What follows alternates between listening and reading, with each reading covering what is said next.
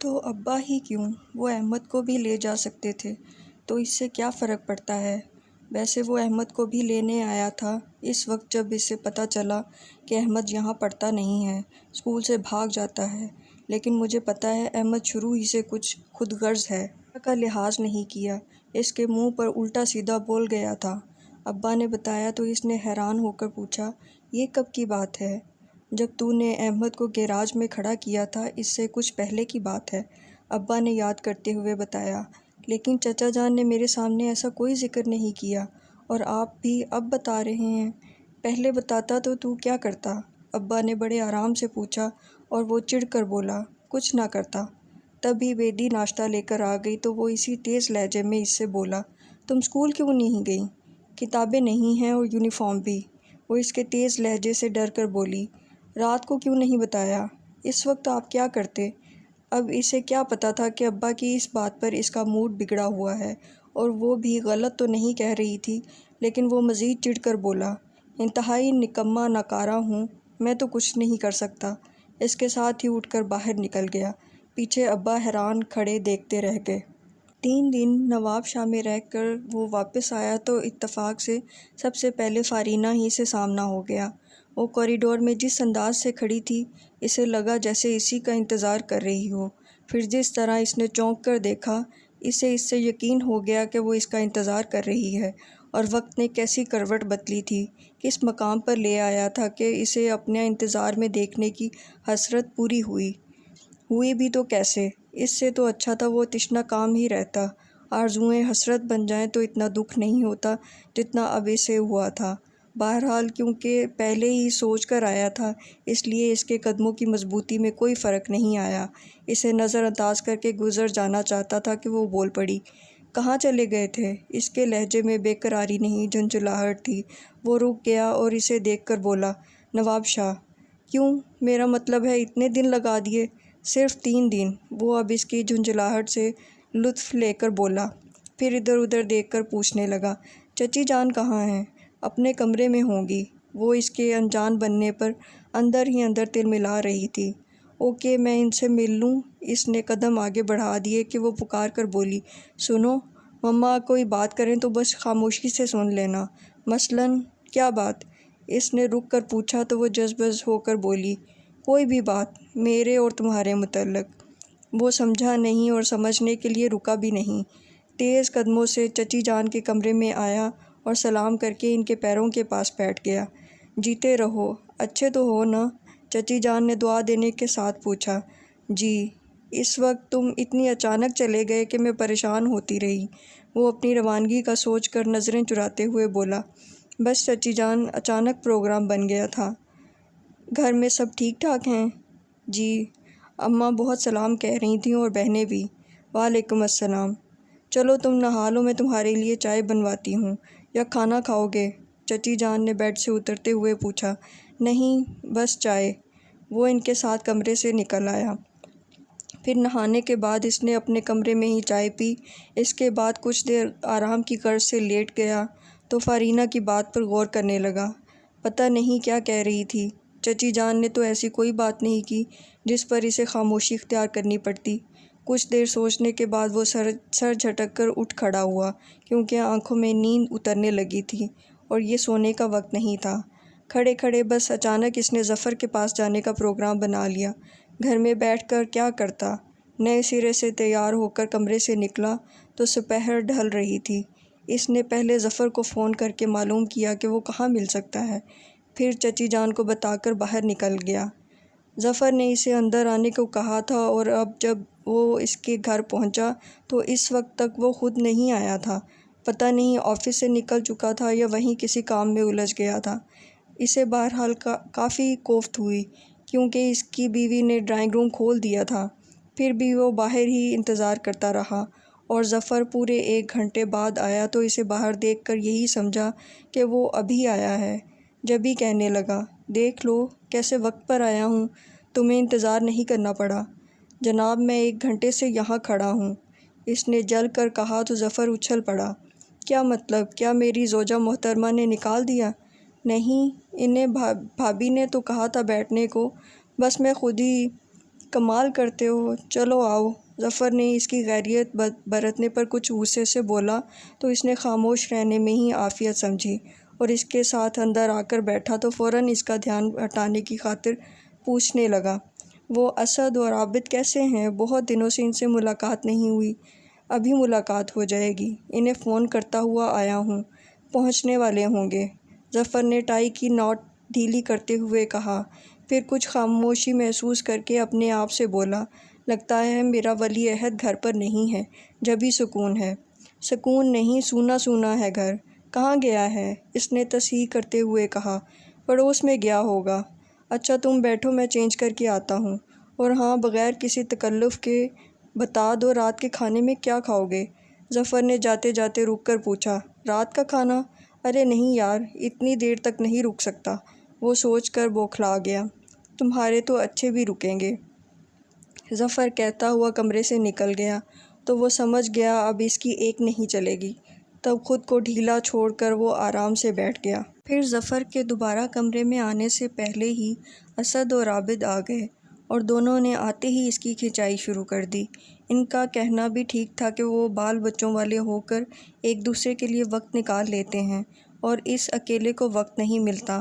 وہ بہت خاموشی سے اپنی ذات پر جملے برداشت کرتا رہا، اب انہیں کیا بتاتا کہ اس اکیلے کی جان کو کیا روگ لگے ہیں۔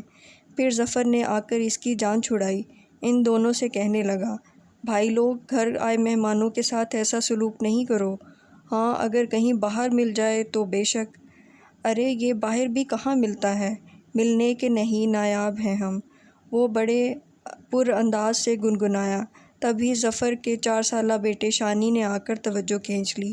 وہ ہونٹوں پر ہاتھ رکھ کر بولا تھا، آپ اتنے بڑے ہو کر لڑتے ہو، شرم کرو۔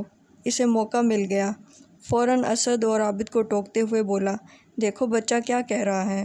میں بچہ نہیں ہوں، میں کمانڈو ہوں، میرے پاس گن ہے، سب کو مار سکتا ہوں۔ شانی نے بہت اکڑ کر کہا تو وہ اپنی بے ساختہ ہنسی روک کر بولا، ارے کمانڈو ادھر آؤ، آپ کے پاس گن ہے؟ شانی نے وہیں کھڑے ہو کر یوں پوچھا جیسے اگر اس کے پاس گن ہوئی تو آئے گا ورنہ نہیں، اور اس سے پہلے اسد بول پڑا، یہ گڑیا سے کھیلتا ہے۔ گڑیا سے؟ بچے نے برا سا منہ بنایا اور جانے لگا کہ اس نے ایک ہی جست میں اس تک پہنچ کر اسے گود میں اٹھا لیا اور اس کا سر ہلاتے ہوئے بولا، جب میں تمہارے برابر ہو جاؤں گا تب میرے پاس بھی گن ہوگی۔ آپ میرے برابر ہوں گے؟ بچے نے حیران ہو کر کہا تو وہ بہت محظوظ ہوا۔ پھر رات گئے تک اسے وہاں بیٹھنا پڑا۔ کھانے کے بعد کئی بار اس نے اٹھنے کا ارادہ کیا لیکن تینوں نے اسے آنے ہی نہیں دیا۔ 12 بجے کے بعد کہیں جا کر اس کی جان چھوٹی، وہ بھی اسد کی بیوی کا فون آ گیا تھا اور اس کے ساتھ باقی سب اٹھ کھڑے ہوئے۔ بہرحال ہمیشہ کی طرح دوستوں کی محفل میں وہ بہت کچھ بھول گیا تھا۔ طبیعت پر چھائے جمود اور بیزاری سے بھی کسی حد تک نجات مل گئی تھی۔ گھر میں داخل ہوا تو وہی خیال کہ کسی کی نیند خراب نہ ہو۔ بہت احتیاط سے صوفے ڈرائنگ روم کے راستے اندر آیا اور اسی احتیاط سے دروازہ بند کر کے پلٹا تو سامنے صوفے میں دھنسی ہوئی فارینہ کو دیکھ کر ایک پل کو ٹھٹکا، پھر لاپرواہ سا انداز اختیار کیا۔ ہیلو، اتنی رات باہر رہنے کا مطلب؟ وہ اس کا ہیلو نظر انداز کر کے بولی، بظاہر سیدھا سادہ لہجہ لیکن آنکھوں سے حد درجہ ناگواری کا اظہار ہو رہا تھا۔ وہ ذرا سے کندھے اچکا کر بولا، آزاد پنچھی ہوں، اڑتا اڑتا کہیں سے کہیں نکل جاتا ہوں، واپسی کا خیال یوں بھی نہیں آتا کہ ابھی کوئی انتظار کرنے والا بھی نہیں ہے۔ والا یا والی؟ فارینہ نے معنی خیز انداز میں ٹوکا، جب بھی وہ دلکشی سے مسکرایا اور اس کے تپتے ہوئے چہرے سے نظریں ہٹا کر پوچھنے لگا، اور تم یہاں کیا کر رہی ہو؟ تمہارا انتظار، فارینہ نے کہا تو دوسری سمت جاتی ہوئی اپنی نظروں کو اس نے فوراً واپس موڑ لیا اور اسے دیکھتے ہوئے بولا، زہے نصیب۔ شاید فارینہ کی برداشت کی حد ختم ہو گئی، تلملا کر اٹھی اور دانت پیس کر بولی، دیکھو علی، اگر تم یہ سمجھ رہے ہو کہ میں تمہارے سامنے گڑ گڑاؤں گی، ہاتھ جوڑ کر تمہاری منتیں کروں گی تو یہ خیال دل سے نکال دو۔ میں چاہتی تو تمہیں دھوکے میں رکھ سکتی تھی اور یہ میرے لیے بہت آسان تھا، لیکن میں نے ایسا نہیں کیا کیونکہ یہ میری سرشت میں نہیں ہے۔ تمہیں کیا، میں کسی کو بھی دھوکہ دے سکتی ہوں، اس لیے میں نے تم سے صاف بات کی۔ تم بھی صاف جواب دو، کیا سوچا ہے تم نے؟ اس کی ساری بے نیازی رخصت ہو چکی تھی۔ گمسم کھڑا اسے دیکھ رہا تھا، وہ جو ابھی بھی خود کو حق بجانب سمجھتے ہوئے کتنے دھڑلے سے بات کر رہی تھی۔ آخر میں اس نے سوال اٹھایا تو اس نے گہری سانس کھینچ کر ایک طرح سے خود کو بولنے پر آمادہ کیا، پھر کہنے لگا، ہاں یا نہ کہنے سے پہلے میں کچھ وضاحت چاہتا ہوں۔ کیسی وضاحت؟ وہ سوالیہ نشان بن گئی۔ بیٹھ جاؤ، آرام سے بیٹھ کر بات کرو۔ وہ اسے بیٹھنے کا اشارہ کرتے ہوئے خود بھی بیٹھ گیا اور قدرے توقف سے کچھ ہچکچا کر بولا، حلالہ کی شرط پر جو شادی ہوگی وہ کتنے عرصے کے لیے ہوگی؟ صرف ایک۔ وہ فوراً بولی اور فوراً خاموش ہو گئی۔ غالباً کہنا چاہتی تھی صرف ایک رات، لیکن رات کہنے سے پہلے اس کا خیال مانے آ گیا، اور وہ جو اس کے خاموش ہونے پر اسے دیکھنے لگا تھا، اس کے پلکیں جھکانے اور جذبز ہونے پر سمجھ کر افسردگی سے مسکرا دیا۔ پھر اچانک کسی خیال کے تحت پوچھنے لگا، کیا چچی جان کو معلوم ہے کہ ہم کس شرط کی بنیاد پر شادی کریں گے؟ نہیں، اور تم بتانا بھی نہیں۔ اس نے جانے کیوں منع کیا تھا اور وہ فوراً بولا، تو کیا یہ دھوکہ نہیں ہوگا؟ نہیں، یہ صرف میرا اور تمہارا معاملہ ہے، اور ہم صاف بات کر رہے ہیں۔ اس میں کسی تیسرے فرد کا شریک ہونا ضروری نہیں ہے۔ تم ایسا سوچ سکتی ہو، لیکن میرے لیے تو بہت مشکل ہوگی۔ چچا جان اور چچی جان کی نظروں میں کیا عزت رہے گی میری؟ وہ سوچتے ہوئے انداز میں بولا، پھر سر جھکا کر اس لہجے پر سوچنے لگا تو کچھ وقت خاموشی میں گزر گیا۔ تب وہ جیسے زچ ہو کر بولی، میری سمجھ میں نہیں آتا تم اتنا کیوں الجھ رہے ہو، حالانکہ تمہارا… بس۔ ایک دم اس نے ہاتھ اٹھا کر اسے بولنے سے روک دیا اور اس کی طرف دیکھے بغیر بولا، پلیز مجھے تنہا چھوڑ دو، اور ہاں تم اطمینان سے سو سکتی ہو۔ وہ کچھ دیر تک اسے دیکھتی رہی، پھر اس کا مطلب سمجھ کر واقعی اطمینان سے سو گئی۔ یہ خود غرضی کی انتہا تھی کہ وہ صرف اپنے بارے میں سوچ رہی تھی، پلٹ کر دیکھا ہی نہیں کہ اسے اطمینان دیکھ کر وہ خود کتنا بے سکون ہو گیا ہے۔ وہ بہت مطمئن سی اپنے کمرے میں آئی تھی اور چاہتی تھی کہ اب لمبی تان کر سو جائے، لیکن جانے کیا ہوا کہ تکیے پر سر رکھتے ہی اس کے اندر عجیب سی بے چینی سما گئی تھی۔ کبھی ادھر ادھر کروٹ بدلی، کبھی ادھر، پھر اٹھ کر بیٹھ گئی۔ یہ مجھے کیا ہو رہا ہے؟ وہ اپنے آپ سے بولی۔ کیا واقعی تمہیں پتہ نہیں ہے؟ ایک بار شمائلہ نے اس سے کہا تھا، اور اب اس کے اندر سے کوئی بول رہا تھا، نہیں، مجھے کچھ نہیں پتہ۔ وہ جھنجھلائی تھی، تم انتہائی خود غرض ہو، صرف اپنے بارے میں سوچتی ہو۔ اس کے اندر جیسے اسے جھنجھوڑنے کی کوشش ہوئی تھی، یہاں ہر شخص صرف اپنے بارے میں سوچتا ہے، اور یہ کوئی گناہ تو نہیں ہے۔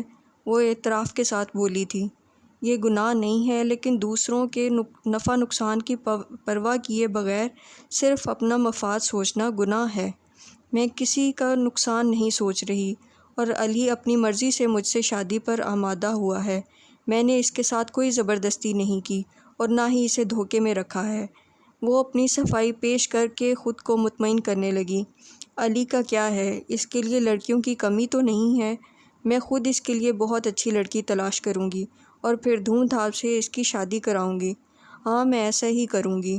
وہ اس کے ساتھ جو کچھ کر رہا تھا، بدلے میں وہ اس کے لیے بہت اچھا سوچ کر کافی حد تک خود کو مطمئن کرنے میں کامیاب ہو گئی۔ مزید ادھر سے دھیان ہٹانے کی خاطر پہلے آنے والے دنوں کو سوچا، پھر آپ اس کا ذہن پیچھے بھٹک گیا تھا۔ جب خاور سے اس کی دوستی ہوئی تھی، وہ اس وقت یونیورسٹی میں پڑھ رہی تھی۔ خاور وہاں اپنے کسی دوست سے ملنے آیا کرتا تھا۔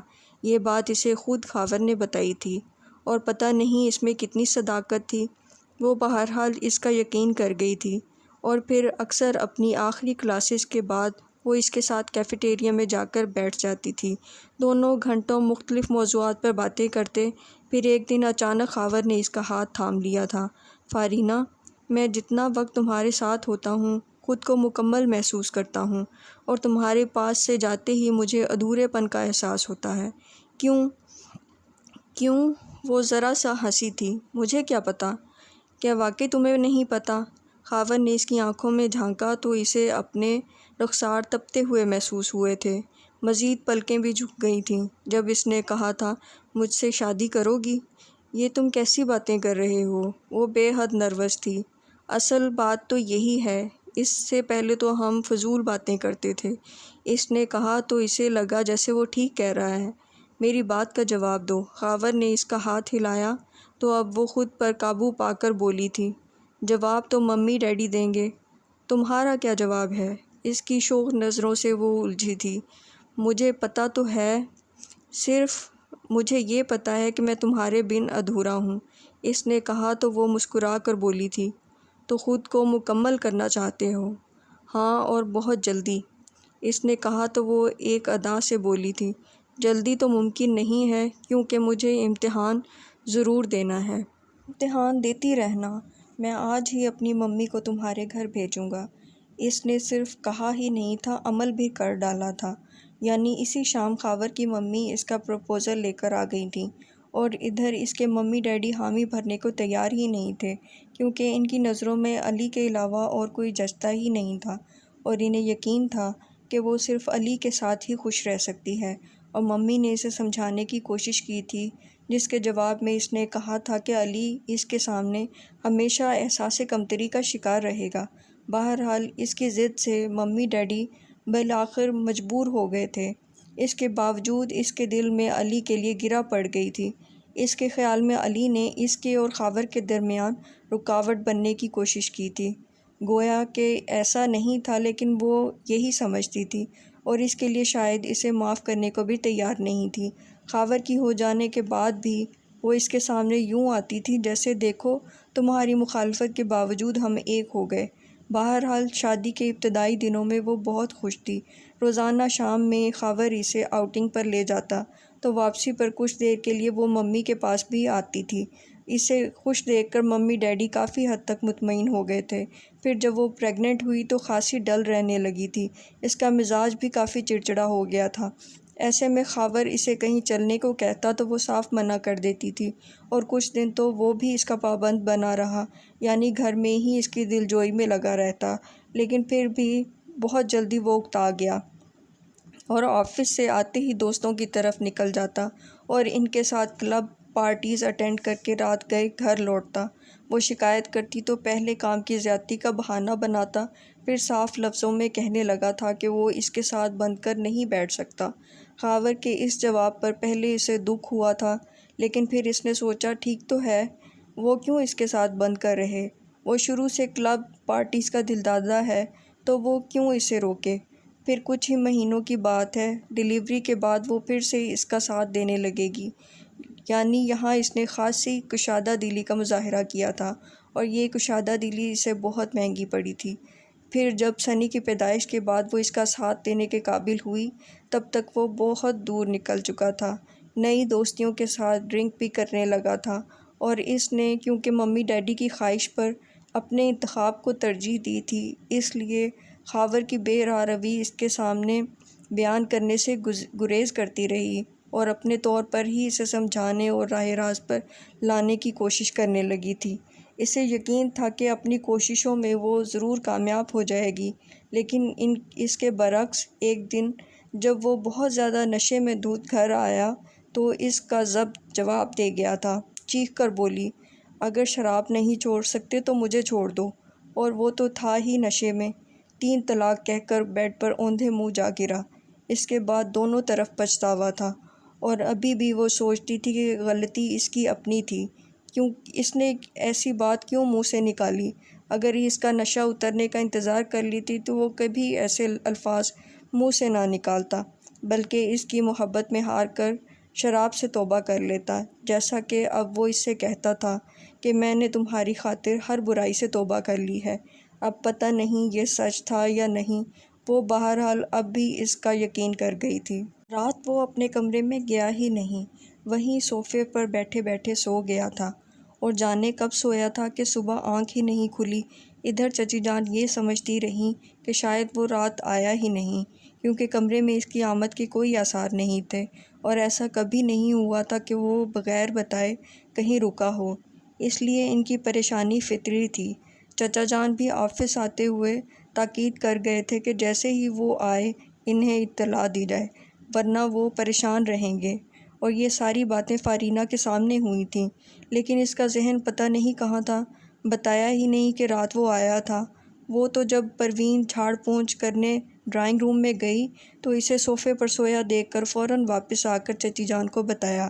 چچی جان نے پروین کو اس کے لیے چائے لانے کو کہا اور خود آ کر اسے اٹھایا تو پہلے اس کی اپنی سمجھ میں نہیں آیا کہ وہ یہاں کیسے آ گیا۔ کیوں بیٹا، یہ تم یہاں کیوں سوئے؟ کپڑے بھی نہیں بدلے؟ کیا بہت تھک گئے تھے؟ چچی جان نے پریشانی ظاہر نہیں کی۔ وہ رک کر بولا، پتہ نہیں چچی جان، کیسے نیند آ گئی۔ تبھی فارینہ دروازے میں آ کر بولی، اماں میں ذرا گھر سے باہر جا رہی ہوں۔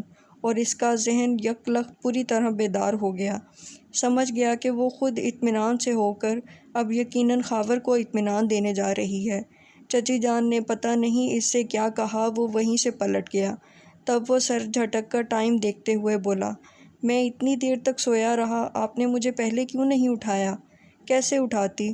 مجھے معلوم ہی نہیں تھا کہ تم یہاں ہو، بلکہ میں تو یہ سمجھ رہی تھی کہ رات تم آئے ہی نہیں۔ تمہارے چچا جان بھی پریشان ہو گئے ہیں۔ میرا خیال ہے کہ پہلے انہیں فون کر دوں کہ تم گھر پر ہو۔ چچی جان کہتی ہوئی اٹھ کر چلی گئیں تو ان کے پیچھے وہ بھی ڈرائنگ روم سے نکل آیا۔ پروین چائے لے کر آئی تھی۔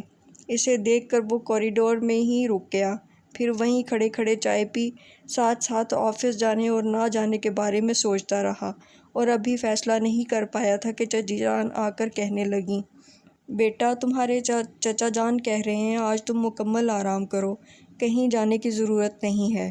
میں آفس جانے کا سوچ رہا تھا۔ کل سے جانا۔ جاؤ اب منہ ہاتھ دھو لو، میں ناشتے کا کہتی ہوں۔ چچی جان نے اس کے ہاتھ سے خالی کپ لیتے ہوئے کہا تو وہ قدرے سست روی سے اپنے کمرے میں آ گیا۔ ظاہر ہے اب آفس تو جانا نہیں تھا، اس لیے کوئی جلدی نہیں تھی۔ اطمینان سے ہاتھ منہ دھویا، کپڑے بدلے، پھر ڈرائنگ روم میں آیا تو چچی جان جانے کس سوچ میں تھیں۔ اس نے آ کر کرسی گھسیٹ کر انہیں متوجہ کیا، پھر بیٹھتے ہوئے پوچھنے لگا، آپ نے بھی ناشتہ نہیں کیا؟ نہیں، میں کر چکی ہوں، البتہ تمہارے ساتھ چائے پی لوں گی۔ انہوں نے ناشتے کے لوازمات اس کے سامنے کیے، پھر چائے بناتے ہوئے پوچھنے لگیں، بیدی کا رشتہ پکا کر آئے ہو؟ نہیں، منع کر آیا ہوں، ابھی بہت چھوٹی ہے۔ اس نے کہا تو چچی جان تاکید کرتے ہوئے کہنے لگیں، یہ تم نے اچھا کیا، تمہارے ابا کو میں نے بھی سمجھانے کی کوشش کی تھی، لیکن وہ نہیں مانے۔ اماں کو نہیں پتہ کیا جلدی ہے۔ ماؤں کو جلدی ہوتی ہے بیٹا، لڑکی ذرا بڑی ہوئی اپنے گھر کی ہو جائے، لیکن آج وہ دور نہیں ہے، آگے سسرال میں 100 جھمیلے ہوتے ہیں، کوئی تعاون نہیں کرتا، الٹا سارا الزام لڑکی کے سر کہ اسے کچھ نہیں آتا۔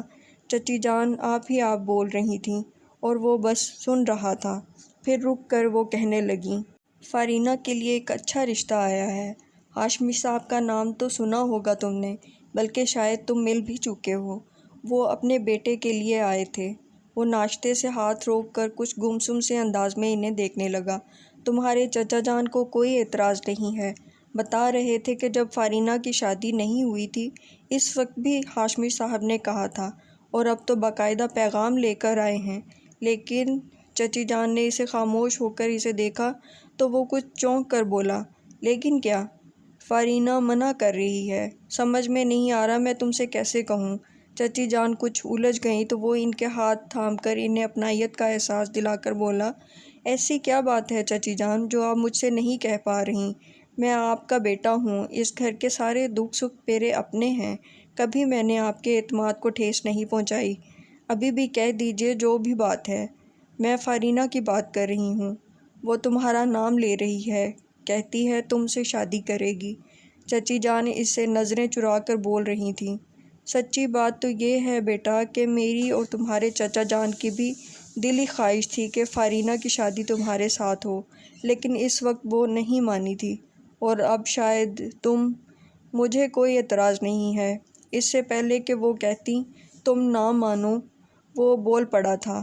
چچی جان نے چونک کر دیکھا تو مسکرا کر اس بات میں سر ہلانے لگا، پھر اس طرح ان کا ہاتھ پکڑ کر انہیں وہاں سے اٹھا کر ان کے کمرے میں لے گیا اور دوپہر تک ان کے ساتھ جانے کیا راز و نیاز کرتا رہا۔ اس وقت وہ نکلی تو خاور کے پاس جانے کے لیے تھی لیکن پھر راستے ہی میں اس کا فون آ گیا کہ ابھی وہ آفس میں ہے، بے حد مصروف ہے، اس لیے شام میں اس سے ملے گا۔ اور اس ریسٹورانٹ میں یوں وہ واپس گھر جانے کی بجائے اپنی دوست شمائلہ کے پاس آ گئی۔